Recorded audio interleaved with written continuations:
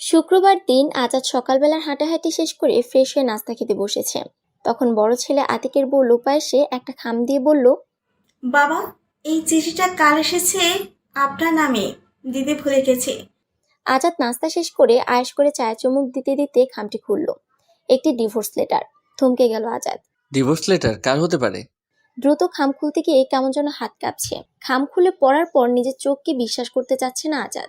তার 28 বছরের সংসার করা স্ত্রী মোনা তাকে ডিভোর্স লেটার পাঠিয়েছে। এর মানে কি তামাশা নয় তো?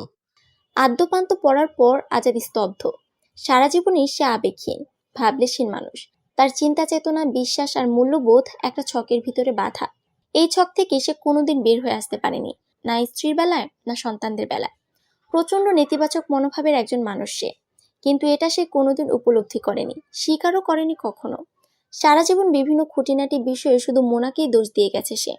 আজ তার মনে পড়ল, মোনা কয়েকবারই কথায় কথায় তার ছেলেদের বলতো, তোমরা নিজের পায়ে দাঁড়িয়ে গেলে আমার দায়িত্ব শেষ, আমার মুক্তি। আমি শুধু তোমাদের জন্যই স্যাক্রিফাইস করছি। তোমরা পড়াশোনা করে তাড়াতাড়ি মানুষ হও, আমার জন্য দরজা তো খোলাই আছে। তোমরা দাঁড়িয়ে গেলেই আমি আমার মতো করে চিন্তা করব। আমি তো বন্ধনহীন।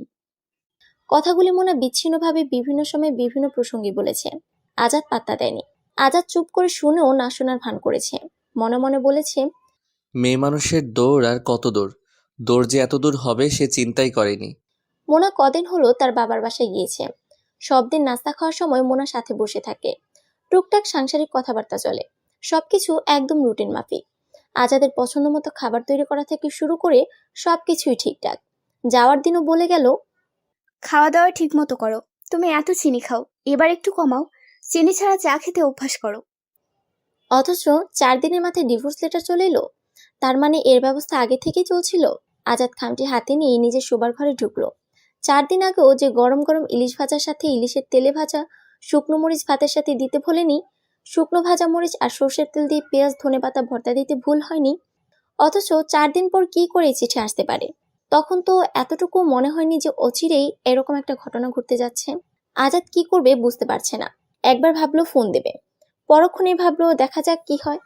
বারান্দায় বসে চিঠিটি আবার খাম থেকে বের করতে গিয়ে টুক করে ছোট্ট একটা চিরকুট নিচে পড়ে গেল। তাড়াতাড়ি তুলে নিয়ে ভাঁজ করলো। লেখা ছিল, আজ 28 বছর হয়ে গেল। জীবনের না বলা কথাগুলো জমতে জমতে আজ এমন মহিরুহের মতো শিকল গেড়ে ফেলেছে যে চাইলেও উপড়াতে পারছি না। তোমার সংসার করতে গিয়ে বহুবার শুনেছি, দরজা খোলা আছে, চলে যাও। আমি যাতে বলতে না পারি আমার ছেলে দুটো না থাকলে আমি চলে যেতাম, সেই বলার জায়গাটাও তুমি সুকৌশলে স্কুপেটে দিয়েছ। বলেছো তোমার ছেলেদের নিয়েই চলে যাও, কেউ আটকাবে না। কথায় কথায় বহুবার বলেছ তোমার এখানে ভালো না লাগলে তোমার যেখানে খুশি চলে যাও, কেউ তোমাকে আটকাবে না, কেউ তোমার জন্য কাঁদবে না। অর্থাৎ যতটুকু বললে শতভাগ আঘাত দেওয়ার নিশ্চিত হয়, ততটুকু বলতে কাপড় করনি কখনো। ধরেই নিয়েছে অধ্যাপক বাবা আর শিক্ষিকা মায়ের উচ্চ মধ্যবিত্ত পরিবারের মেয়ে মোনা। প্রচলিত সংস্কারের সূক্ষ্ম জাল বিস্তৃত তার শিরা উপশিরায়। এই জাল থেকে বেরিয়ে আসা কঠিন, সত্যি কঠিন ছিল। আর এই সুযোগের সবটুকু সদ্ব্যবহার করেছো সারা জীবন। আমি সেদিন সিদ্ধান্ত নিয়েছিলাম ছেলেদের বঞ্চিত করব না, তাই এতটি বছর মনের সাথে যুদ্ধ করে টিকে রয়েছি।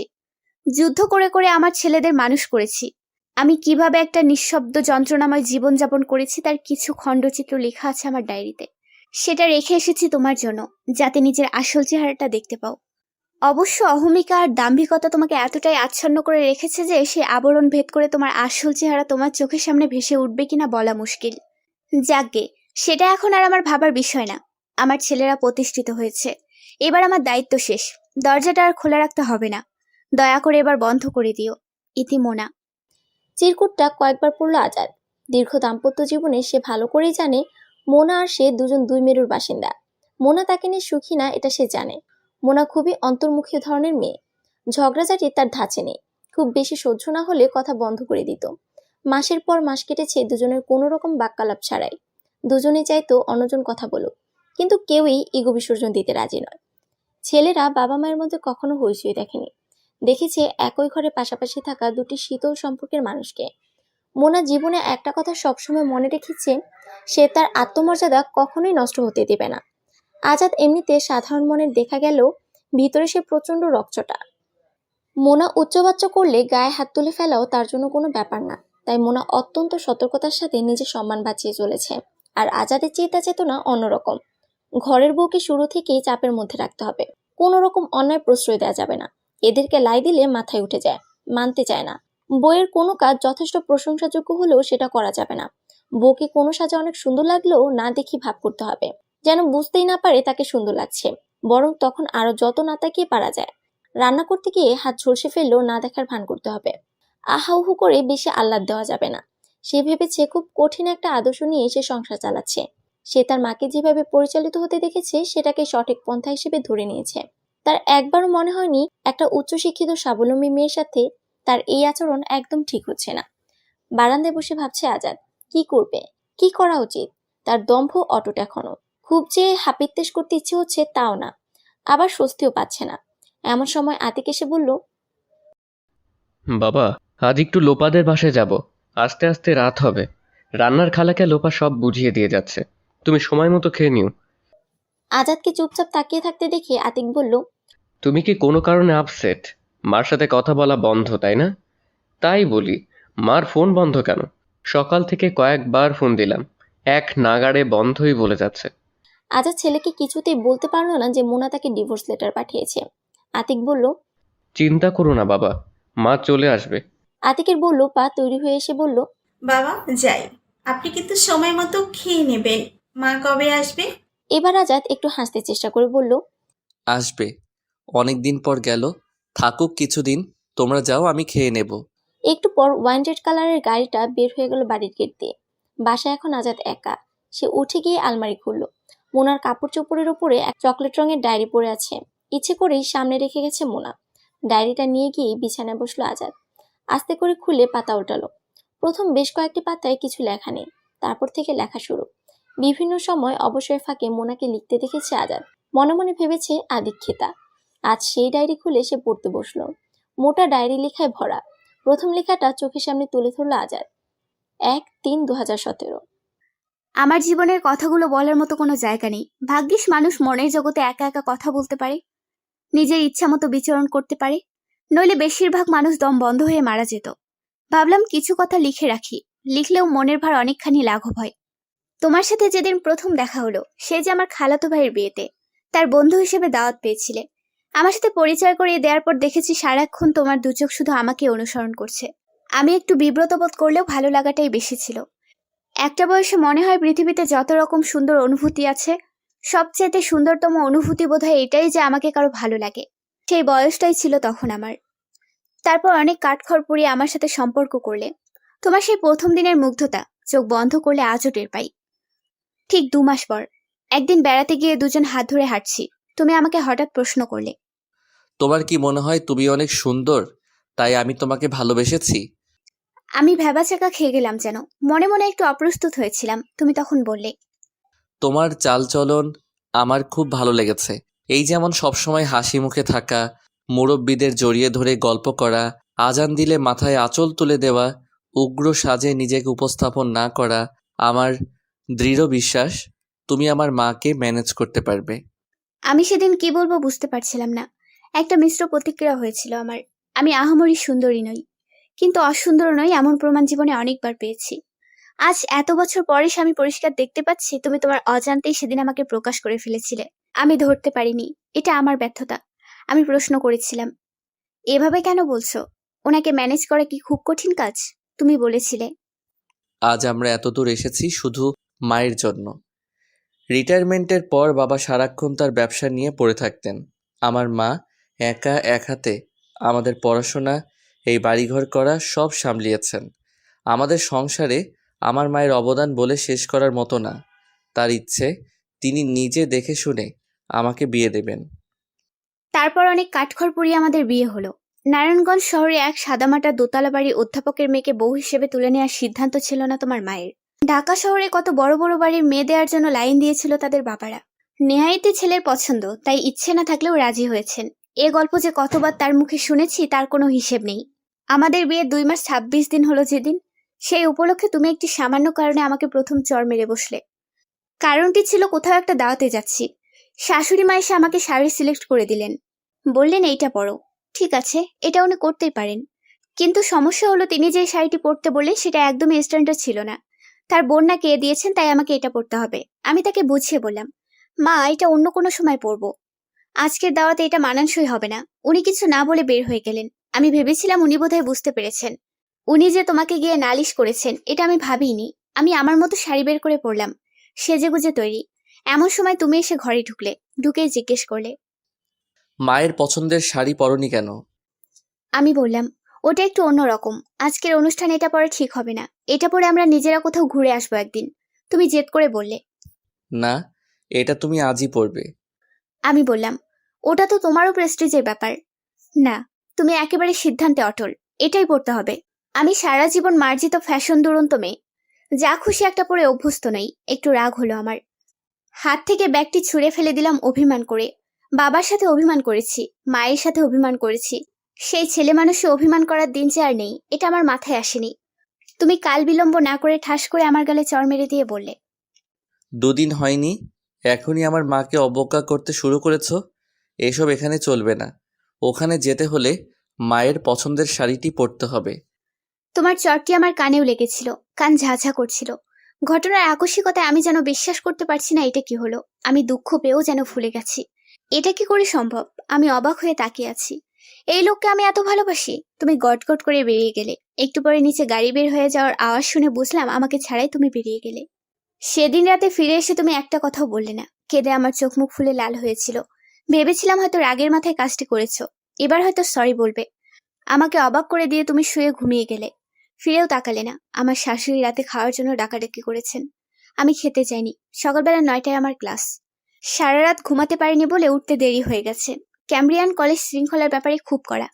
তাড়াহুড়ো করে তৈরি হচ্ছি, মাথা ঘুরছে। আজ ক্লাসে লেকচার দিতে পারবো কিনা জানি না। তুমি অফিসের জন্য তৈরি হয়ে নাস্তা করতে বসেছো। আমি না খেয়ে বের হয়ে যাচ্ছি দেখে শাশুড়ি আমাকে বললেন। না খেয়ে যাচ্ছ যে? রাতেও খাওনি? কি ব্যাপার, কি হয়েছে তোমাদের? যেন তিনি কিছুই জানেন না। তিনি ঝটপট উত্তর দিল। খেলে খাবে, না খেলে না খাবে। অত সাদাসাদি করবে না। দেখি কতক্ষণ না খেয়ে থাকে। আমি সিঁড়ি দিয়ে নিচে নামছি। আমার দু চোখ ঝাপসা হয়ে আসছে পানিতে। আমি সিঁড়ি ভেঙে নামতে পারছি না, চোখে দেখতে পারছি না। তাড়াতাড়ি আঁচলে চোখ মুছে গিয়ে রিকশায় উঠতে যাব, হঠাৎ খেয়াল করলাম ব্যাগ আনিনি। আবার উপরে উঠলাম। বাসার দরজা ভেজানো ছিল। আমি ঢুকতে যাব, ঠিক তখনই শুনতে পেলাম আমার শাশুড়ি বলছেন। বউকে একদম লাই দিয়ে মাথায় তুলবি না, সব সময় টাইট দিয়ে রাখবে। একবার মাথায় উঠলে আর নামাতে পারবি না, বলে রাখলাম। আমি শুনতে চাচ্ছি তুমি কি বলো। শাশুড়ি আবার বলতে থাকলেন। খতমে দেখলাম তোর পছন্দ হলো না, তোর পছন্দ হলো তাকে। নারায়ণগঞ্জ শহরের বাড়ি, বাবা অধ্যাপক। কেন বাপু, ঢাকা শহরে এত বাড়ি, গাড়িওয়ালা পাত্রী তুমি চোখে দেখলা না? কত বড় বড় ব্যবসায়ী পরিবার ছিল, কি লাভ হলো? মুখে মুখে কথা বলে। আমি অবাক হলাম। তুমি একটা কথাও বললে না, চুপ করে থাকলে। আমার মাথা ঘুরছিল। ঘরে না ঢুকে আবার নিচে নেমে গেলাম। সেদিন সিএনজি নিয়ে গিয়ে এক সহকর্মীর কাছ থেকে আসা যাওয়ার ভাড়া আর খাওয়ার টাকা ধার নিয়েছি। আজ এত বছর পরে সে আমি ভাবি, সেদিন আমি কেন তোমার বাড়িতে ফিরে গেলাম। একটা সামান্য ব্যাপারে সদ্য বিবাহিতা স্ত্রীকে যে এভাবে অপমান করতে পারে তার কাছে আমি কিভাবে ফিরে গিয়েছি। আজ ভাবলে আমার নিজের ওপর ঘৃণা হয়। কেন যে কাপুরুষে স্ত্রীবাচক শব্দটি প্রচলিত হয়নি তাই ভাবি। 2 মাস 26 দিন আগে এ বাড়িতে বউ হয়ে এসে প্রথম দিন মনে হয়েছিল আমি বোধহয় ঠিক জায়গাতেই এসেছি। সবার সামনে শাশুড়ি মায়ের আন্তরিক অভ্যর্থনা আমাকে মুগ্ধ করেছিল। 2 দিন পর তিনি কথায় কথায় বলতেন, বিয়েতে আমার বাবা কোনো আসবাবপত্র দেয়নি বলে উনি নাকি সবার কাছে ছোট হয়েছেন। আমি বলেছিলাম, আমার বাবা একটা নীতি মেনে চলেন। তিনি যৌতুক দেয়া এবং নেয়ার ব্যাপারে ঘোর বিরোধী। চাইলে তিনি সবই দিতে পারতেন। তিনি বললেন, নীতি তো আর সমাজ বুঝবে না? সমাজ বলে তো একটা কথা আছে। আমি বিনয়ের সাথে বলেছিলাম, সমাজটাকে তো আমি আপনিই চেঞ্জ করব মা। তিনি কিছু বললেন না। আমি রাতে তোমাকে কথাটি বললাম, তুমি বললে। হ্যাঁ, শুনলাম। তুমি মায়ের সাথে তর্ক করেছো। চুপ থাকলেই তো পারতে। আমি অবাক হয়ে গেলাম। এরই মধ্যে উনি অফিসে ফোন করে বলে দিয়েছেন আমি তার সাথে তর্ক করেছি।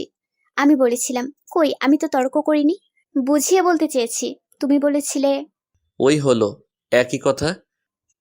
বলে তুমি এমনভাবে চুপ করে থাকলে যেন তোমার মায়ের কথাটাই সত্যি। সেদিনই আমি বুঝতে পেরেছিলাম আমার জীবনে অনেক বড় একটা ভুল হয়ে গেছে। যে ভুল সংশোধনের রাস্তা থাকলেও তার মূল্য অনেক বেশি। সেদিন আমি খুব ভালো করে বুঝতে পেরেছিলাম যে এ বাড়িতে থাকতে হলে আমাকে এই অসম্মান নিয়েই থাকতে হবে। বাবা মায়ের ভালোবাসায় পরিপূর্ণ এই আমি। এত ভালোবাসাহীন সম্মানহীন আচরণ কখনো ভাবতেও পারিনি। দরজা বন্ধ করে হাউমাউ করে কাঁদলাম আর ভাবলাম এখানে আমি সারা জীবন কি করে কাটাবো। হয়তো নিরুপায় হয়ে এত অপমানের কথা না মাকে বলতে পারছিলাম, না কোনো সহকর্মীকে বলতে পারছিলাম, না কোনো বন্ধুকে। কি করে বলি? নতুন স্বামী স্ত্রীর ভালোবাসার ঘোর কাটতেই তো বছর কেটে যায়। সেখানে 3 মাস না হতেই আমি যে পরিস্থিতির মুখোমুখি হয়েছি তা কিভাবে সামাল দেবো আমি বুঝতে পারছিলাম না। প্রথম থেকেই খেয়াল করেছি তুমি শরীর সর্বস্ব মানুষ। কথাবার্তা, ভাব, ভালোবাসা আর আবেগের চেয়ে শরীরের প্রতি তোমার মনোযোগ বেশি। তোমার ধারণা এটাই নাকি ভালোবাসা প্রকাশের মাধ্যম? আমি অবাক হয়েছিলাম।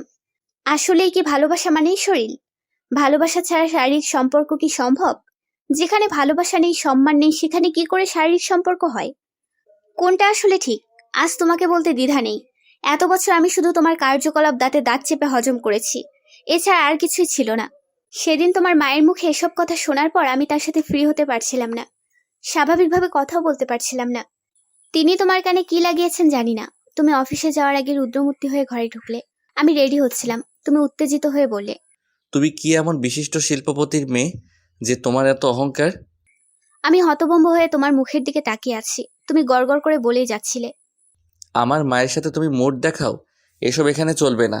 ঠিক মতো থাকতে পারলে থাকবে, না হয় এখানে তোমার থাকার দরকার নেই। তোমার যেখানে খুশি চলে যেতে পারো। আমার মস্তিষ্কের সিগন্যাল সিস্টেম বোধহয় অকার্যকর হয়ে গিয়েছিল। আমার দুঃখবোধ, রাগ, বিস্ময়বোধ কোনো কিছুই কাজ করছিল না। আমি শুধু বাক শক্তিহীন হয়ে তাকিয়ে ভাবছি, একে আমি ভালোবাসি? যার মধ্যে বিন্দুমাত্র ভালোবাসা থাকে সে কি এভাবে বলতে পারে? যার মধ্যে এতটুকু সম্মানবোধ থাকে সে কি এভাবে বলতে পারে? হ্যাঁ, কেঁদেছি আমি, অনেক কেঁদেছি। মস্তিষ্কের সিগন্যাল সিস্টেম হঠাৎ করে জেগে উঠে আমাকে অসাড় অবস্থা থেকে ফিরিয়ে এনেছিল অনেক পরে। আমি কেঁদেছি মন ভরে। এই তুমি কি সেই তুমি যে আমার জন্য ঘন্টার পর ঘন্টা অপেক্ষা করতে? আমার প্রতিটি কাজে ছিল তোমার মুগ্ধতা। একটা মানুষ কিভাবে এরকম বদলে যেতে পারে? আমি পরে বুঝেছিলাম তোমার বদমেজাজি মায়ের সাথে অ্যাডজাস্ট করে নেয়ার মতো শান্ত মেয়ে খুঁজছিলে তুমি। আমাকে তোমার সেই রকম মনে হয়েছিল। তাই আমার ভালো লাগা না লাগাগুলোকে এমনভাবে উপেক্ষা করতে থাকলে যাতে আমি মাথা তুলে দাঁড়াতে না পারি। আমি সেদিন আমার চাচার বাড়ি নিকুঞ্জে চলে গেলাম। 7 দিন তুমি আমার সাথে কোনো যোগাযোগ করনি। তারপর তুমি হুট করে একদিন এসে আমাকে বললে, বাসায় চলো। কোনো রকম অপরাধ বোধ বা দুঃখবোধ তোমার মধ্যে ছিল না। তারপর আমি মনে মনে ভাবলাম হয়তো অনুশোচনা হয়েছে তোমার, কিন্তু এই ভাবনা আমার ভুল ছিল। বারবার একরকম ভুল ভেবে ভেবে আর কি করব ভাবতে ভাবতেই বছর পার হয়ে গেল। আমার বিয়ের 1 বছর পর বাবা মারা গেছেন। তুমি গিয়ে জানাজা পড়িয়ে চলে এলে। আমি আরো 7 দিন পর এলাম। রাত 8টার সময় এসে দেখলাম মা ছেলে টেলিভিশনে নাটক দেখছো। আমি বাবাকে হারিয়ে এতদিন পর এলাম, তোমার মধ্যে কোনো প্রতিক্রিয়া নেই। তোমার মা কি করলেন না করলেন তা আমার ধাতব্যের বাইরে। শুধুমাত্র স্বামীর ভালোবাসা মেয়েদেরকে অনেক কঠিন পথ পাড়ি দেওয়ার জন্য সাহস যোগায়। আমি খুব খেয়াল করে দেখেছি, আমার জীবন পাড়ি দেওয়ার যে কাঙ্ক্ষিত অবলম্বন তোমার ভালোবাসার হাতটি, তা আমার জন্য বাড়ানো নেই। আছে শুধু তোমার ইচ্ছে মতো বেঁধে দেয়া কতগুলো নিয়ম কানুন আর তোমার মায়ের দিক নির্দেশনা। তুমি যা চেয়েছিলে শুধু ভালোবাসার বিনিময়ে হয়তো তার চেয়েও বেশি পেতে পারতে। একটু ভালোবাসা দিলে একটা মেয়ে অনেক বড় ত্যাগ করতে পারে, কিন্তু তুমি তা না করে উল্টো পথে হাঁটলে। বাবার মৃত্যুর 7 দিন পর আমি এলাম। তোমরা কেউ এলে না আমার মনের অবস্থা জানতে। ঘন্টাখানেক পর নাটক দেখা শেষ হলে তুমি এসে ঘরে ঢুকলে। আমার চোখে পানি। আমার চোখের পানি মুছিয়ে দিলে না। আমার মাথায় হাত বুলিয়ে দিলে না। আমার শরীর কেমন আছে জানতে চাইলে না। বাবাকে হারিয়ে মা কেমন আছে জানতে চাইলে না একবারও। সরাসরি আমাকে জড়িয়ে ধরে বিছানায় নিয়ে গেলে। আমি একদমই এখন এসব করার মুডে নেই। আমি নিজেকে জোর করে ছাড়িয়ে নিয়ে বললাম, এসব কি? তুমি বললে, না, ভাবলাম তোমার মন খারাপ, মনটা একটু ভালো করে দেই। আমি অবাক হয়ে তোমার মুখের দিকে তাকিয়ে রইলাম। এটাকে মন ভালো করা বলে? সেদিন আমার মনে হয়েছিল তুমি একটা জানোয়ার, আর একটা সভ্যতা অভদ্রহীন একটা প্রাণীর সঙ্গে আমি রয়ে গেলাম শুধুমাত্র সমাজ সংস্কার আর নিরাপত্তাহীনতার ভয়ে। আমার নিরীহ বাবা, যার অনেক সুনাম এবং সম্মান ছিল, তাকে সমাজের কাছে ছোট করতে চাইনি, তাই তোমার সাথে রয়ে গেলাম আমি। এই লাইনটি পড়ে আজাদ চমকে উঠল। ডায়েরি বন্ধ করে সে পাশে রেখে শুয়ে পড়ল। অনেক অনেক লেখা আছে আরো। একসাথে এত সব পড়ার মন মানসিকতা নাই তার এখন। রান্নার খালা হাসুর মা এসে ডেকে গেল খাওয়ার জন্য। আজাদের এখন খাওয়ারও ইচ্ছে নেই। অপমান আর একটা অনিশ্চিত পরিস্থিতির মুখোমুখি হওয়ার আশঙ্কায় সে অস্থির। সকালবেলা আতিক আজাদকে নাস্তার টেবিলে না পেয়ে আজাদের ঘরে উকি মারল। দেখলো এখনো শুয়ে আছেন। রাতে মোনা ফোন দিয়েছিল আতিককে। বাবা ঘুমিয়ে পড়েছে বলে আর বলা হয়নি। আতিক ঘরে ঢুকে বিছানার পাশে দাঁড়িয়ে ডাকলো আজাদকে। আজাদ উঠে বসলো। আতিক বলল, এখনো শুয়ে আছো যে? হাঁটতে যাও না কদিন ধরে? শরীর খারাপ? না, এমনি। কাল রাতে মা ফোন দিয়েছিল। আজাদ জিজ্ঞাসু দৃষ্টিতে তাকিয়ে আছে ছেলের দিকে। তার কেন জানি মনে হচ্ছে আতিক সব জানে। আতিক বলল, মা বলেছে তার জন্য যেন আমরা চিন্তা না করি। মা ভালো আছে। আজাদ প্রশ্ন করলো, তোমার মা নারায়ণগঞ্জে যায়নি? না, তাহলে কোথায় গিয়েছে? মা একটু ট্যুরস অ্যান্ড ট্রাভেল গ্রুপের সাথে রাঙামাটি গিয়েছে। শুধু এটুকু বললো আমরা যেন তার জন্য চিন্তা না করি। মা ভালো আছে। আতিক এমন নির্বিকার ভাবে বলল যেন এটা খুব স্বাভাবিক ব্যাপার, প্রায় এরকম ঘটে থাকে। ফোনটা আমাকে দিলে না কেন? তুমি তো ঘুমিয়ে পড়েছিলে, আর মা তো তোমাকে চায়নি। ও ঠিক আছে। অফিসে যাবে না? নাস্তা খেয়েছো? না, তোমাকে ডাকতে এসেছি। চলো নাস্তা খাবে। আজাদ বলল। তুমি যাও, আমি পরে আসছি। আজাদ ফ্রেশ হয়ে টেবিলে গিয়ে বসলো। লোপা নাস্তা এগিয়ে দিল। আজাদ ছেলের দিকে তাকিয়ে দেখলো মুখ নিচু করে চুপচাপ খাচ্ছে। আজাদ কিছুক্ষণ তাকে বোঝার চেষ্টা করলো, তারপর আস্তে করে বলল, তুমি কি জানতে আগে থেকে তোমার মা ঘুরতে যাচ্ছে? আতিক মুখ নিচু করে বলল, হ্যাঁ, আমাকে বলনি কেন? এটা তোমাদের ব্যাপার। তোমরা কে কাকে বলে যাবে নাকি না বলে যাবে সেটা দেখা তো আমার দায়িত্ব না। আজাদ বলল, তুমি তোমার মায়ের পক্ষে কথা বলবে এটা জানি। একটা মানুষের পক্ষে কাউকে না কাউকে তো থাকতেই হবে বাবা। লোপা রান্নাঘর থেকে চায়ের সরঞ্জাম নিয়ে আসছিল। আতিক সেদিকে তাকিয়ে বলল, দেখে এসো তো দাদি উঠেছে কিনা। না উঠলে ডেকে তোলো। লোপা বুদ্ধিমতী মেয়ে, বুঝলো তার এখানে উপস্থিতি আতিক চাচ্ছে না। সে তাড়াতাড়ি সরে গেল। আতিক এবার সরাসরি আজাদের দিকে তাকিয়ে বলল, আমার মায়ের পাশে সারা জীবন থাকার কথা ছিল তোমার। তুমি তো তা না করে অবহেলায় দূরে সরিয়ে রেখেছো। তাকে কোনোদিন বোঝার চেষ্টাও করনি কখন। সেটা তোমার মাও করেনি। সে তার ইগো নিয়েই থেকেছে। আতিক একটু চুপ করে থেকে কি যেন ভাবলো, তারপর বলল, তোমার সঙ্গে এ নিয়ে আমি কখনোই কথা বলতে চাইনি। আজ তুমি তুলেছো, তাই বলছি। কিছু স্মৃতি আমি কোনোদিন ভুলতে পারবো না। মনে আছে সেদিনের কথা? এক ছুটির দিনে বিকেলবেলা মা আমাদের ঘুম পাড়িয়ে খাতা দেখছিলেন। হঠাৎ দরজা বন্ধ করার বিকট শব্দে আমার ঘুম ভেঙে গিয়েছিল। লাফ দিয়ে উঠে দেখি তুমি মার মুখী হয়ে ঘরে ঢুকে মাকে বলছিলে, তোমার কাজের লোক ঘুমাচ্ছে, তুমি এসব নিয়ে বসে আছো। আমার মা বিকালে নাস্তা খেলো কিনা তার খবর কে নেবে? মা বলেছিল, অনেক কাজ জমে গেছে, একটু ময়নাকে ডেকে দাও, ওই তো সব করে। তুমি গর্জে উঠে বললে, আর তুমি মহারানী এসব ছাইপাশ নিয়ে বসে থাকবে তাই? বলে মায়ের সামনে থেকে সব খাতা তুলে আছড়ে মারলে। কিছু খাতা টান দিয়ে ছিঁড়ে ফেললে। সারা ঘরময় খাতা। তোমার চেঁচামেচি শুনে তারিক ঘুম ভেঙে উঠে ভয় আমাকে জড়িয়ে ধরলো। মা বারবার তোমাকে বলছিল, দেখো বাচ্চাদের অনেক কষ্টের ফসল এই খাতাগুলো, এগুলো নষ্ট করো না। তুমি ছড়িয়ে ছিটিয়ে মারিয়ে ঘর থেকে বের হয়ে গেলে। মা সেদিন আমাদের জড়িয়ে ধরে অনেক কেঁদেছিলেন। জানি না মা কিভাবে এত বড় ক্ষতি সামাল দিয়েছেন। এরকম অনেক ঘটনার সাক্ষী আমি আর তারিক। তুমি কি বলতে চাও আমরা তোমার পক্ষে কথা বলবো? আমার মা যেভাবে শান্তি পায় সেভাবেই থাকবে এখন। প্লিজ মাকে নিয়ে আর কোনো রকম নাক গলাবে না। রাঙামাটি থেকে বেরিয়ে এসে মা তার নিজের ফ্ল্যাটে উঠবেন। আমি আর লোপা যতদিন কানাডা না যাচ্ছি ততদিন মায়ের সাথে থাকবে। আজাদ আসলে জবাব খুঁজে পাচ্ছিল না। তার কৃতকর্মের অনেক কিছুই তার ছেলেরা দেখেছে। আজ এই মুহূর্তে হঠাৎ নিজেকে খুব অসহায় মনে হচ্ছে তার। এরকম আগে কখনোই মনে হয়নি। বিচ্ছিন্ন একটা দ্বীপে আটকে আছে যেন সে। আশেপাশে কোথাও কেউ নেই। আতিক অফিসে চলে যাওয়ার পর আজাদের কেন যেন মনে হলো আতিক সব জানে। সারা জীবন দেখে এসেছে 3 মা ছেলে সবসময় এক পেট। 3 জন একসাথে বেড়াতে যেত, বাইরে খেত, কেনাকাটা করত, বেডরুমে বা ড্রয়িং রুমের কার্পেটে বসে আড্ডা দিত, মুভি দেখত। তাদের কত রকম গল্প যে হতো। আজাদ আশেপাশে থেকে কান খাড়া করে শুনতো।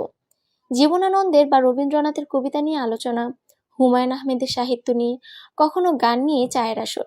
মোনা তার 2 ছেলেকে নিয়ে একটা আলাদা জগৎ তৈরি করে ফেলেছিল। আজাদ মাঝে মাঝে ঢুকতে চাইতো না তা না, কিন্তু আশেপাশে ঘুরলেও তাকে কেউ ডাকতো না। ছেলেরা সবসময় মোনার পক্ষ নিয়ে কথা বলতো। বড় ছেলে আতিক তার মায়ের কষ্টগুলো অনেকটাই জানতো। ছোট ছেলে তারিক সব না জানলেও এটুকু বুঝতো তার বাবা মায়ের মধ্যে একটা স্বাভাবিক সম্পর্ক নেই, ঝগড়াঝাটিও নেই, কোনো বন্ধনও নেই। তাই আজাদের মনে হচ্ছে হয়তো ছেলেরা সব জানে। ছোট ছেলে তারিক কানাডায়। তারপরও মাঝে মাঝে মার ভাইয়ের সাথে অনেক রাত পর্যন্ত গল্প হয়। আজাদের সাথে যেটুকু দরকার সেটুকুই। লোপা আতিককে গেট পর্যন্ত এগিয়ে দিয়ে এলো।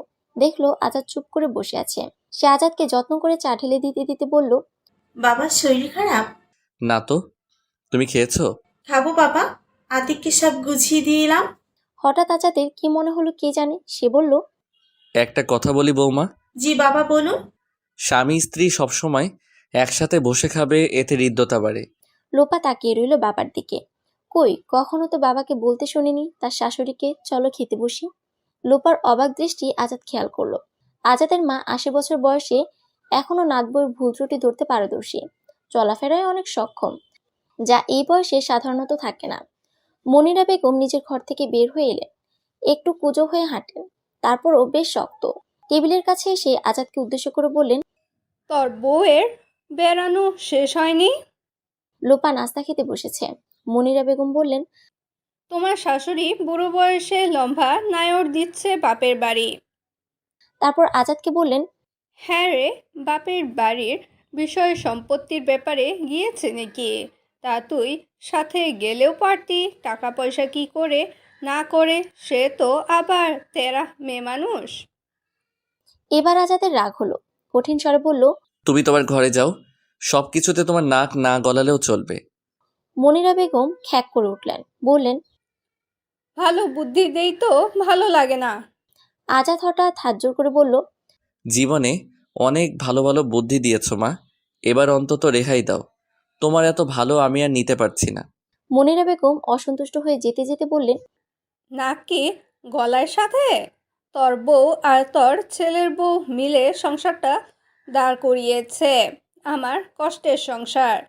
খেয়ে না খেয়ে এই বাড়ি দাঁড় করিয়েছি, এই সংসারের ভাব এখন কাজের লোকের হাতে। চারদিকে জিনিসপত্র নষ্ট হয়, আমি দেখে না বলে থাকতে পারি না। এই আমার দোষ, তাই তো? আজাদ চায়ের কাপ হাতে নিয়ে উঠে চলে গেল নিজের ঘরে। তার মায়ের এসব কথায় কখনো সে গা করেনি। মোনাকে বলা অনেক অপমানজনক কথারও প্রতিবাদ সে করেনি কখনো, উল্টো আরো মোনাকে মানসিক চাপে রেখেছে। চিৎকার করে বলেছে কখনো যেন মোনা তার মায়ের ব্যাপারে কোনো কথা বলতে না আসে। অফিস থেকে সে প্রায় দেখতো মোনার চোখ মুখ ফোলা, হয়তো অনেক কেঁদেছে। কখনোই আজাদ জিজ্ঞেস করেনি তার কি হয়েছে, মন খারাপ কিনা, দেখেও না দেখার ভান করেছে। আজ তার মনে হচ্ছে এবারে সর্বত্র যেন বিষ বাষ্প ছড়িয়ে রয়েছে, নিঃশ্বাস নিতেও যেন কষ্ট হচ্ছে। কেন এমন হচ্ছে তার নিজেও বুঝতে পারছে না। মোনার জন্য ভালোবাসা, নাকি অসম্মানিত হওয়ার আশঙ্কা। আজাদ ঘরে এসে এই প্রথম মোনার মোবাইলে কল দিল, বারবার সুইচ অফ বলেছে।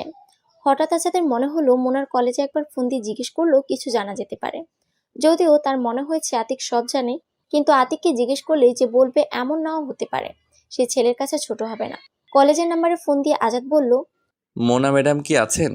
আমি ওনার এক রিলেটিভ বলছি। উত্তর এলো, প্রিন্সিপাল ম্যাডামের কথা বলছেন? হ্যাঁ। ম্যাডাম তো 10 দিনের ছুটিতে আছেন। ও আচ্ছা। বলে ফোন রেখে দিল আজাদ। মনে মনে ভাবলো, এই বয়সে এসে এসব কি করছে মোনা। তার মানে পরিকল্পনা করে দূরে সরে যাওয়াটাই তার মুখ্য উদ্দেশ্য ছিল তাহলে। এই কাজগুলো তো একদিনে হয়নি, অনেক দিনের পরিকল্পনার কাজ। কি অদ্ভুত, অথচ আজাদ কিছুই বুঝতে পারেনি। বালিশের নিচ থেকে ডায়েরিটা হাতে নিল আজাদ। পৃষ্ঠা উল্টে দেখতেও যেন আজ ভয় হচ্ছে তার। এখনো তার বিশ্বাস মোনা তাকে বাজিয়ে দেখেছে। সত্যি এত বড় একটা সিদ্ধান্ত মোনা নিতে পারে না। পড়বে কি পড়বে না দ্বিধান্বিত মন নিয়ে ডায়েরির পাতা উল্টালো আজাদ। আজ কেন যেন মনে পড়ছে সেই দিনটির কথা। সেই যে কোনো এক বৃষ্টির দিন, তখন আমাদের কেবল বিয়ে হয়েছে।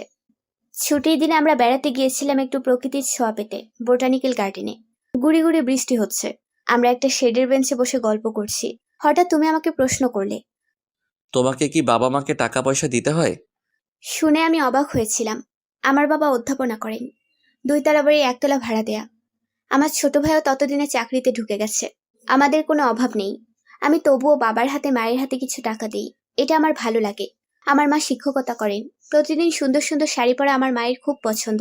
আমি তাকে প্রায়ই শাড়ি কিনে দেই, যদিও মা বকা দেন এত খরচ করার জন্য। আজ এমন প্রশ্ন শুনে আমি একটু অপ্রস্তুত হয়েছি। আসলে আমি যে বোকা আর মেরুদণ্ডহীন ছিলাম তাই অপ্রস্তুত হয়েছি। এটা তো অপ্রস্তুত হওয়ার কিছুই ছিল না। আজ আফসোস হয়, প্রচন্ড ধিক্কার আসে নিজের ওপর, কেন আমি সেদিন তোমার মানসিকতা বুঝতে পারিনি। তুমি বলেছিলে মা বাধা দিচ্ছে না তাই তুমি চাকরিটা করতে পারছো, না হলে সংসারের দায়িত্ব তোমাকে নিতে হতো। তুমি চাইলেই তোমার টাকা যা খুশি তা করতে পারো না। আমি অন্ধ ছিলাম, তাই বলতে পারিনি আমি চাকরি করব কি না করব সেটা আমার সিদ্ধান্ত, অন্য কারো নয়। সংসারের দায়িত্ব চাকরি করেও নেওয়া যায়, নিজে তদারকি করে সহকারী দিয়েও চালানো যায়। কিন্তু যে সংসার আমার হয়নি, আমার হতেই দেয়া হয়নি।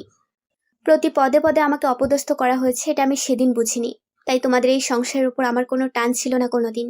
যে ঘরের দরজা কথায় কথায় খুলে দেওয়া হয় বেরিয়ে যাওয়ার জন্য, সে ঘরকে কি নিজের ঘর ভাবা চাই? সে ঘরের জন্য কি টান হয় কখনো?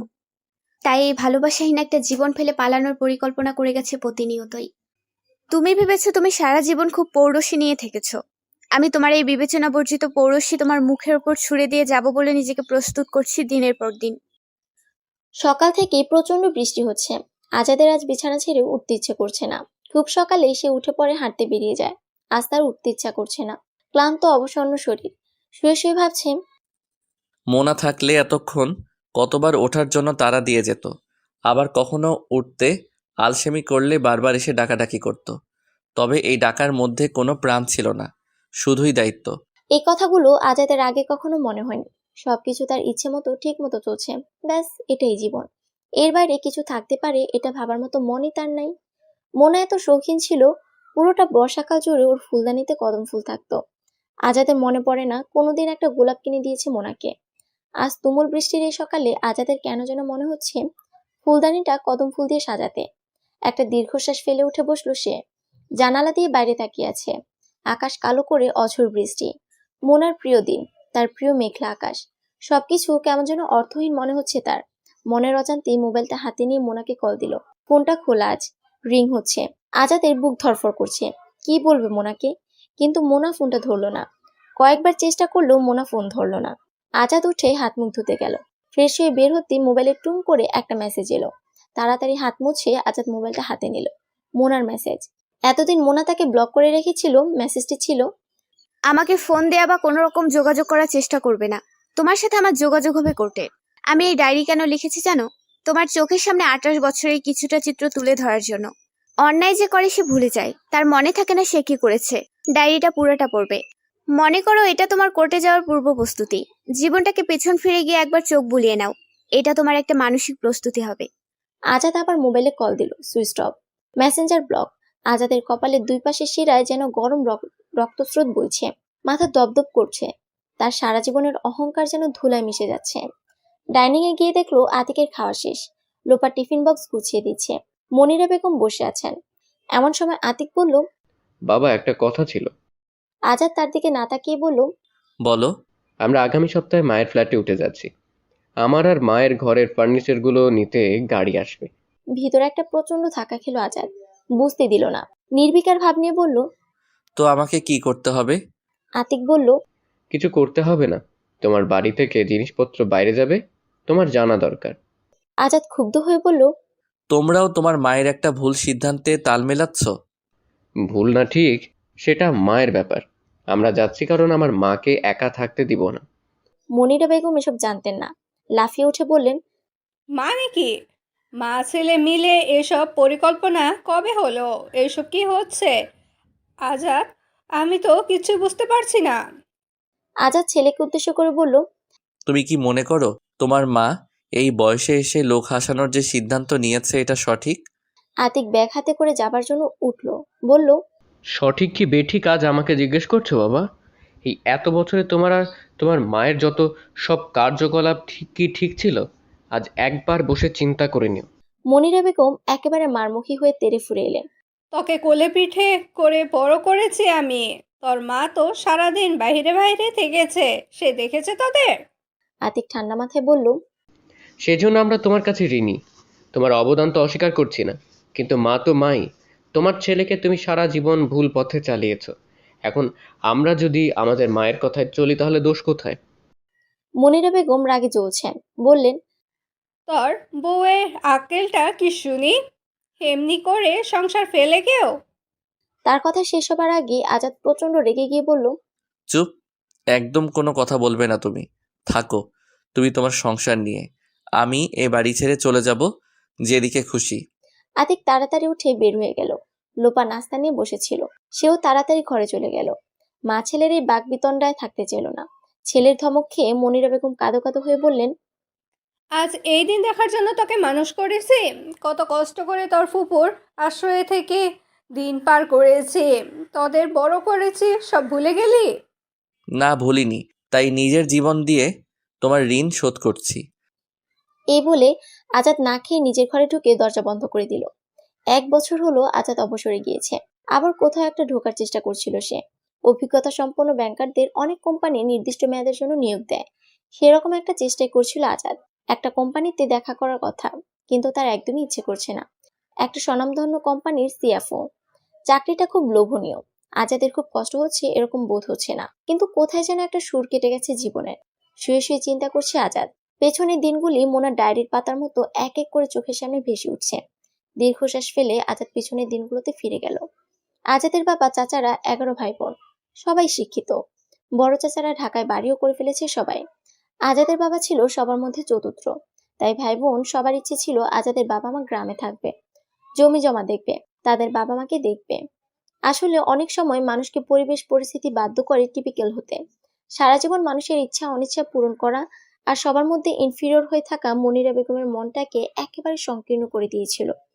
কখনোই কাউকে বড় ভাবতে পারতেন না তিনি। আজাদের ফুফু এবং চাচিরা শিক্ষিত ছিলেন, তাদের ফাই ফরমায়েশ কেটে কেটে মনিরা বেগমের অবচেতন মনে একটা জটিলতা তৈরি হয়েছিল। সেই অবদমিত অপমানের প্রতিশোধ যেন মোনার উপর দিয়ে নিতে চাইতেন। আজাদের বাবা মোজাম্মেল সাহেব নেভিতে জুনিয়র কমিশন র্যাঙ্কে চাকরি পেলেন। আজাদের মাকে বিয়ে করার পর আজাদের দাদি সিদ্ধান্ত দিল মোজাম্মেলের বউ গ্রামে থাকবে, এত জমি জমা আর শ্বশুর শাশুড়িকে দেখতে হবে। আজাদের মা মনিরা বেগম বেজায় অখুশি হয়েই গ্রামের বাড়িতে থাকতে লাগলেন। মনে মনে ফাঁক খুঁজছিলেন কিভাবে গ্রাম ছাড়া যায়। একদিন সুযোগ পেয়েও গেলেন। আজাদের বড় চাচার ছেলের বিয়েতে দাওয়াত পেয়ে সবাই ঢাকায় এলো। আজাদরা উঠলো ছোট ফুফুর বাসায়। বিয়ে বৌভাত পর্যন্ত ওরা থাকবে। আজাদের ছোট ফুফু ভার্সিটিতে পড়ার সময় প্রেম করে বিয়ে করেছিলেন এক ধনী ব্যবসায়ীকে, যার স্ত্রী আছে এবং আগের ছেলে মেয়েও আছে। ছেলেরাও তখন ব্যবসা করে, স্ত্রী অসুস্থ, বিছানায় পড়ে থাকে, সেই জন্য তারই বিয়ে করা। বিয়ের পর আজাদের ছোট ফুফু এই বাড়িটা তার নামে লিখিয়ে নিয়েছিলেন। পরে যখন তার আগের পক্ষের ছেলে মেয়েরা জানতে পারে, তখন তারা ক্রমাগত আজাদের ফুফাকে চাপ দিতে থাকে এই বাড়ি ফেরত নেওয়ার জন্য।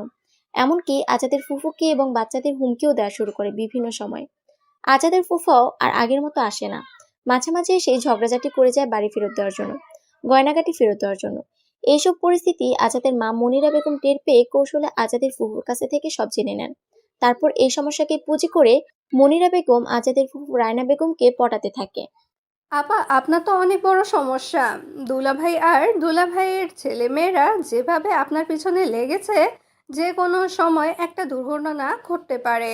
আপনি বাচ্চাদের নিয়ে একা থাকেন, এটা একদম ঠিক না। রায়না বেগমও চিন্তিত, কি করবেন ভাবছেন। মনিরা বেগম পরামর্শ দিলেন, আপা, আম্মাকে যদি বুঝাতে পারেন তাহলে গ্রামের বাড়িতে একটা লোক রেখে দেন, আমাদেরকে আপনার একটা রুম ভাড়া দেন। আমি আর আমার 3 ছেলে মেয়ে আপনার পাহারায় থাকতাম। আপনি যেহেতু চাকরি করেন, আপনার রান্না বাড়া, বাচ্চাদের দেখভাল সব আমি করব। আপনার টাকা দিয়ে কাজের লোক রাখার দরকার নেই। রায়না বেগম এইটুক ভালোভাবেই গেলেন। উনি তার মাকে গিয়ে ধরে পড়লেন। এটা অনেক ভালো প্রস্তাব। মেয়ের নিরাপত্তার সুবিধার্থে আজাদের দাদি তাদের পরিবারকে রায়না বেগমের বাসায় থাকার অনুমতি দিলেন। সেই থেকে শুরু হলো ওদের ঢাকায় থাকা। রায়না বেগম রুম ভাড়া নিতেন না, শুধু বিলগুলি পরিশোধ করে ওরা এক রুম নিয়ে থাকতো। আর রায়না বেগমের সংসারের যাবতীয় কাজ, 2 বাচ্চার সব কাজ মনিরা বেগম করতেন। রায়না বেগম বাড্ডা স্কুলের সিনিয়র শিক্ষক। সকালে যেতেন, আস্তে আস্তে বিকেল। রাতের বেলা তিনি তার বাচ্চাদের নিয়ে পড়তে বসাতেন। এই সময় পাশের রুম থেকে কোনো টু শব্দ করা যেত না। আজাদরা 3 ভাই বোন চুপচাপ থাকতো। এক রুমে থাকা, পড়াশোনা, খাওয়া দাওয়া সবকিছু। একটা খাটের মধ্যে সবার থাকা, খাটে বসেই পড়াশোনা। টেবিল পাতার কোনো জায়গা ছিল না। বাথরুমও ছিল একটাই। রায়না বেগমের কড়া নির্দেশ ছিল, আমার বাথরুম যেন কেউ নোংরা করে না রাখে। মনিরা বেগম সকাল 6টার মধ্যে তার 3 ছেলেমেয়ের বাথরুমের কাজ শেষ করিয়ে সব পরিষ্কার করে রাখতেন। সকালে বা বিকেলে তার প্রয়োজনের সময় বাথরুম বন্ধ থাকলে খুব রাগারাগি করতেন। মনিরা বেগমকে তিনি রেখেছিলেন নিজের প্রয়োজনে, কিন্তু একটা সময় তার মনে হতে লাগলো তিনি মনিরা বেগমকে দয়া করে থাকতে দিয়েছেন। তাই বাড়িঘর পরিষ্কার পরিচ্ছন্ন করা থেকে সব কাজ মনিরা বেগম করতেন রায়না বেগমের সন্তুষ্টির জন্য। যে করে হোক তার এখানেই থাকতে হবে। আবার যদি গ্রামে যেতে হয় তাহলে ছেলেমেয়ের পড়াশোনা হবে না, তাই তিনি মুখ বন্ধ করে সব কাজ করতেন। মনিরা বেগম তেমন শিক্ষিত নন। তার ননদ এবং জায়েরা সবাই শিক্ষিত এবং চাকরিজীবী। মাঝে মাঝে সবাই দল ভেদে আসতেন রায়না বেগমের বাসায়, কিন্তু তাদের সব রকম আপ্যায়ন করতে হতো মনিরা বেগমের। রায়না বেগমের সহকর্মীরা কেউ এসেছে, সব করার দায়িত্ব মনিরা বেগমের। বাচ্চাদের পরীক্ষা থাকলেও তার দেখভাল করার সুযোগ ছিল না। যখন তখন ডাক পড়তো রায়না বেগমের রান্নাঘরে। সকালবেলা হয়তো আজাদ পড়তে বসেছে, এমন সময় এসে বললেন, আজাদ যা তো বাবা, দৌড়ে গিয়ে বাজারটা করে নিয়ে আয়। কারো না করার সাধ্য ছিল না। বিকেলে হয়তো আজাদের ছোট ভাই শাহেদ হোমওয়ার্ক করতে বসেছে, রায়না বেগম এক ব্যাগ শাড়ি ধরিয়ে দিয়ে বললেন, লন্ড্রিটা দিয়ে আয়। রাতের বেলা রায়না বেগম কোথাও গেলে তার 2 বাচ্চা রেখে যেতেন মনিরা বেগমের ঘরে। ওদের হই হুল্লোড়ের মধ্যে আর তাদের পড়া হতো না। এইভাবে কষ্ট করে তাদের দিন কেটেছে। আজাদের বাবা কোয়ার্টার বাসা পেতেন, কিন্তু এটার জন্য নাকি বেতনের কিছু অংশ কাটা যায়, তাই তিনি নেননি। তার বেতনের একটাংশ তুলে দিতে হতো আজাদের দাদির হাতে। আজাদের ছোট চাচা তখন ছাত্র রাজনীতি করতেন। 2 দিন পর পর জেল আর নানা রকম সমস্যা। এসব টাকা আজাদের দাদি মোজাম্মেল সাহেবের কাছ থেকে নিতেন। এত অল্প বেতনে কোনো রকমে খেয়ে পড়ে বাচ্চাদের পড়িয়েছেন মনিরা বেগম। তবে একমাত্র আজাদকেই উচ্চশিক্ষিত করতে পেরেছিলেন। ছোট ছেলে শাহিদ বিএ ফেল করে আর পড়াশোনাই করেনি। মেয়ে সিফাতকে এসএসসি করার পর বিয়ে দিয়েছেন। রায়না বেগমের পাশেই ছেলেদের বাড়ি। ছেলের বোন ছিল সিফাতের ক্লাসমেট। সেই সূত্রে আসা যাওয়া আর মন দেওয়া না। এদিকে সিফাতের বর মাসুদের বাবা ছিলেন একটি স্বনামধন্য বীমা কোম্পানির জিএম। কিন্তু মাসুদ এইচএসসি করে আর পড়াশোনা করেনি। বেকার এবং অর্ধশিক্ষিত ছেলের জন্য এর চেয়ে ভালো পরিবার আর কোথায় পাবেন। সিফাতের চাচা ফুফুদের ও বাড়ি আছে। মন্দের ভালো হিসেবে তারা সিফাতকে বউ করে নিলেন। 5 তলা 2 ইউনিটের বাড়ি মাসুদের বাবার। কষ্ট করে ঢাকায় পড়ে থাকার প্রথম সাফল্য মনিরা বেগম পেয়ে গেলেন। আজাদ পড়াশোনা শেষ করে ব্যাংকে চাকরি পেল। শাহেদ কিছুই করে না, ঘরে বসে বসে মায়ের সাথে কাজে সাহায্য করে। আর যত রকম টিপিক্যাল মহিলাদের গুণাবলী তার মায়ের মধ্যে ছিল, সব সে নিজের অজান্তেই তার মধ্যে ধারণ করে ফেলে। সবসময় নিজেকে এবং নিজেদের চিন্তা ভাবনায় তার কাছে বড় মনে হতো। তার এই স্বভাব তার ছেলেমেয়েরাও পেয়েছে। পরবর্তীতে অনেক কষ্ট করে বাড্ডা একটা জায়গা কিনে বাড়ি করতে পেরেছিলেন। সেই দাপটে তার আর তার ছেলেদের মাটিতে পা পড়ে না। মানুষ যখন ওপরে ওঠে তখন সে অতীত ভুলে যায়। পরের বাসায় আশ্রিত থেকে বুদ্ধি ও কষ্টের বিনিময়ে আজ সে সফল। আজ আর তার অহংকারে মাটিতে পা পড়ে না। তিনি একটা স্বনামধন্য অধ্যাপকের মেয়েকে বলেন, বাবার ঢাকায় বাড়ি নেই, এমন এমএ পাস কত আমার হাতের ফাঁক দিয়ে পড়ে যায়। আসলে যারা সম্মান পেয়ে বড় হয় তারাই মানুষকে সম্মান করতে পারে। আর যারা আজাদের মতো পরের আশ্রয়ে মন ছোট করে অবহেলিত হয়ে বড় হয়, তাদের মনটা আর বিকশিত হয়ে উঠতে পারে না। হীনমন্যতায় ভোগাটা তাদের জীবনের সাথে আষ্টে পৃষ্ঠে গেঁথে যায়। তারা যত উপরে ওঠে ততই দাম্ভিক হয়, ততই মনে হয় অন্যদের ছোট করে সুখ পায়। নিজেদের জীবনে পাওয়া অসম্মান অবহেলা অন্যকে করে মনের সুপ্ত জ্বালা মেটাতে চায়।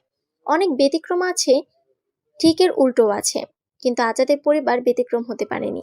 মোনার মতো একটা সুন্দর, স্বাধীন আর মুক্ত চিন্তার পরিবেশে বেড়ে ওঠা একটা মেয়েকে নীরবে নিঃশব্দে অপমানের কাঁটায় খুঁচিয়ে খুঁচিয়ে রক্তাক্ত করেছে দিনের পর দিন। মোনা 7 দিনের ট্যুর শেষে সে চাষারা মায়ের বাসায় উঠেছে। মা ফিরোজা বেগম রিটায়ার্ড এখন। অনেক বড় হলেও মেয়ের জীবনের লাঞ্ছনার কথা সবই শুনেছেন। তিনি শিক্ষক হলেও আগের যুগের মানুষ। মেয়ের ডিভোর্স হয়ে যাক এটা তিনি চান না। আমাদের সমাজে বাবা মারা শিক্ষিত হোক বা অশিক্ষিত হোক, এই একটা জায়গায় সবাই এক। মেয়ে যত নির্যাতিত হোক তাদের একটাই কথা, ধৈর্য ধর, একদিন সব ঠিক হয়ে যাবে। বাচ্চা নিলে সব ঠিক হয়ে যাবে। এইসব বলে কোনো রকমের ঠেলে ঠুলে মেয়েটাকে স্বামীর বাড়ি পাঠিয়ে নিশ্চিন্ত হন। বাবা মায়ের এই আশ্রয়টুকু না পাওয়ার কারণে কত মেয়ের যে অপমৃত্যু হয়, কত মেয়ে যে জীবনমৃত্যু হয়ে বেঁচে থাকে তার কোনো পরিসংখ্যান নেই। বিকেলে 2 মা মেয়ে চা নিয়ে বসেছে। ফিরোজা বেগম বলছেন, তুই তোর ফ্ল্যাটে চলে যাচ্ছিস যা। আমার মনে হয় ডিভোর্সে যাওয়ার দরকার নাই।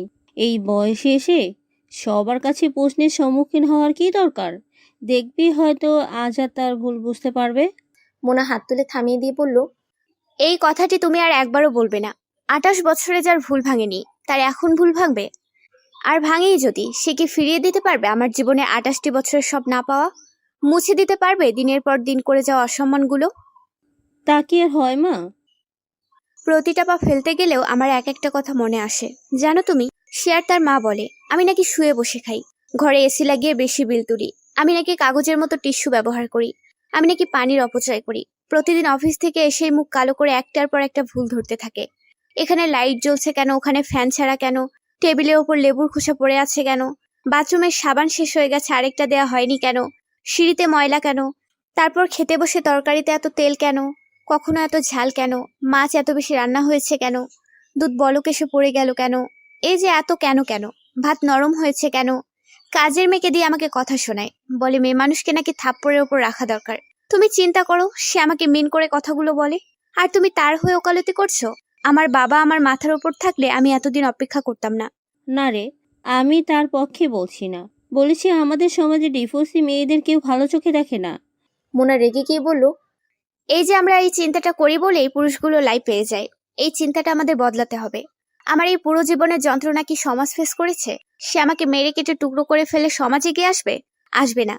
তখনও দূর থেকেই বলবে নিশ্চয়ই মেয়েটার কোনো দোষ ছিল। আমি এসব কেয়ার করি না। সারাদিন কলেজে পড়িয়ে সন্ধ্যার পর ছাত্র পড়িয়ে তার এই হাজার কেন জবাব দিতে আমার প্রাণ ওষ্ঠাগত। একটা সময় ছিল সে আসার সময় অপেক্ষা করে থাকতাম, তারপর থেকে দরজা লাগিয়ে বসে থেকেছি।